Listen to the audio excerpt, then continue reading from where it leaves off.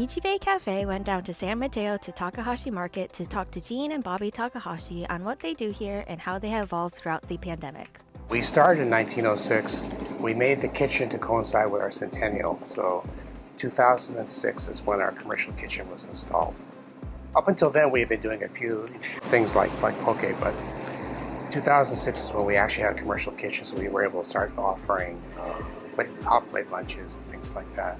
We started carrying Hawaiian food in the late 50s, early 60s, because at that time it was hard to find just the Asian food in general. And I think about that time is when the San Francisco airport was being built, and a lot of Hawaiian customers came into us because they had a lot of them came out here to work for the airport. And my father was able to secure vendors in Hawaii to bring some of those things in. My son does a better job than I ever did. The whole family is really proud of Bobby. We're glad he's doing a good job taking over the place. He really got us through the beginning of the pandemic. He's the one who helped us pivot all our operations. And we were very proud of the fact that his main concern was taking care of our older customers. He wanted to make sure the social distancing was set up right away. In fact, he wouldn't let me come into work for a few weeks because he kept saying, "No, Dad, you're too old. You can't be around."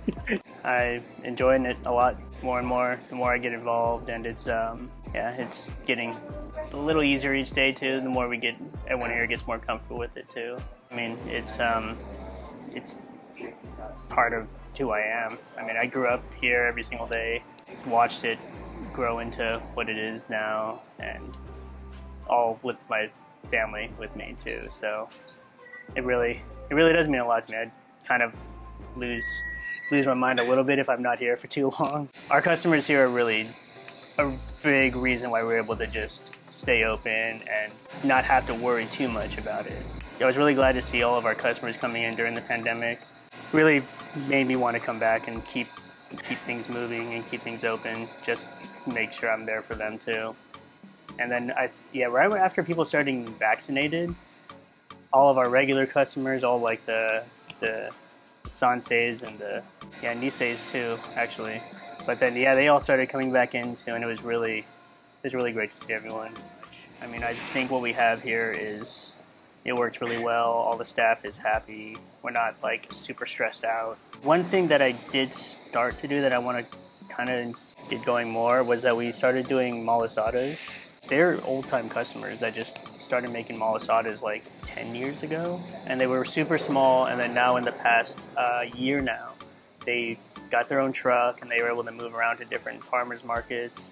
Me and Randy and Dee started working things out and trying to get them in here more regularly. I want to kind of do things like that where I meet really good people and just kind of let them sell whatever they like here, you know? As long as they want to do it and as they enjoy doing it, like, we're more than happy to welcome them in too. We try to make our poke as close to Hawaiian style as possible.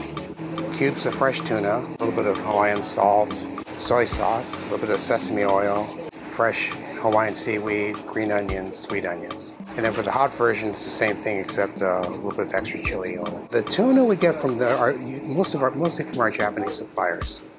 And the seaweed we bring in fresh from Hawaii, we have to air freight that in because it is hard to find out here. I remember around 75 was one of my first trips to Hawaii, and that's one of the first times I ever had it. And I was thinking, wow, we already sold sashimi, but I figured this is something that we need to put onto our menu. This is a loco moco.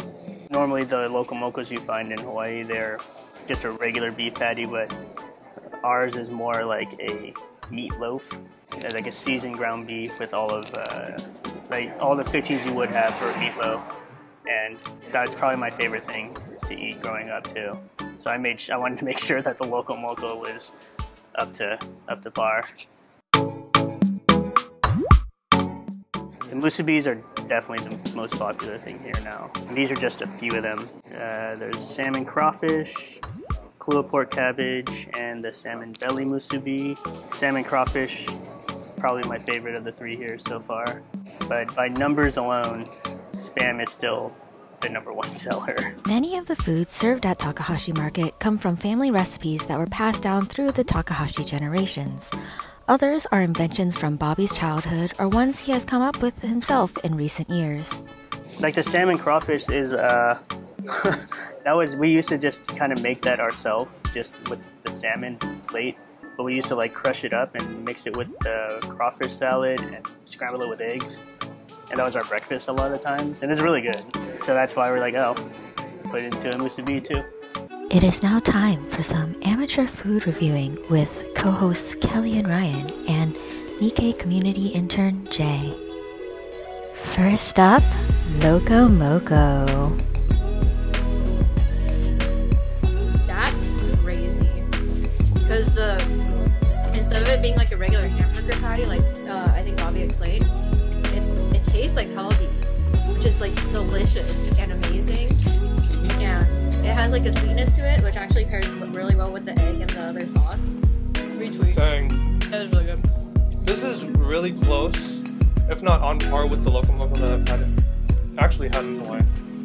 But the gravy is really good. Yeah. And normally it's difficult to make gravy because of the flour to water or milk ratio. But they did a really good job. Yeah, like Kelly said, it's really like sweet, but there's also like salty notes in there. It balances well, again, with the egg. If you don't have Loco Moco with green onions on it, what are you doing? It's really good. For some reason I thought that the kalbi taste came from the gravy, but I just tried the patty and it actually comes from the patty. So I don't know what they did, but it tastes really good. But they did it right. They did it extremely right. The seasoning of the patty was really good. I agree. I again have no original thoughts. But I also want to say that the rice is really good. Like I feel like sometimes you go to places and the food will be good, but then the rice is kind of like dry or subpar. But this is actually really good rice, and I really like rice, so that was an extreme plus for me. It's time to try some poke. Time for some poke. I got the spicy one. Woo! Looks like tuna. It's tuna. It's kind of spicy, but the texture of the fish is amazing. It like almost melts in your mouth. It's so delicious and fresh, and the seaweed is nice and crunchy, and the scallions are also nice and crunchy. The sauce is really good. I love the seaweed in this. It's good. I will finish the entire thing. Oh, I got the spicy one. I got some not spicy. Also very good. Is there a lot of spice in there, or is it kind of like mild? Mine's not spicy. It's like they don't listen when I talk. It's like a very traditional, simple poke, which I very much appreciate in these days of poke appropriation. She's not wrong. I appreciate how simple this is with just like sauce, tuna, seaweed, scallions, onion. I mean, I would call this traditional Hawaiian poke, even though we're not in Hawaii, so that's definitely a plus. But yeah, this measures up really well to a lot of poke that I've had. Flavor's really good. It's really rich. I do wish I had some rice. That's just on me for poor planning, honestly. But it is really good. That's the end of Amateur Food Review with Kelly, Ryan, and Jay. Thanks for joining us.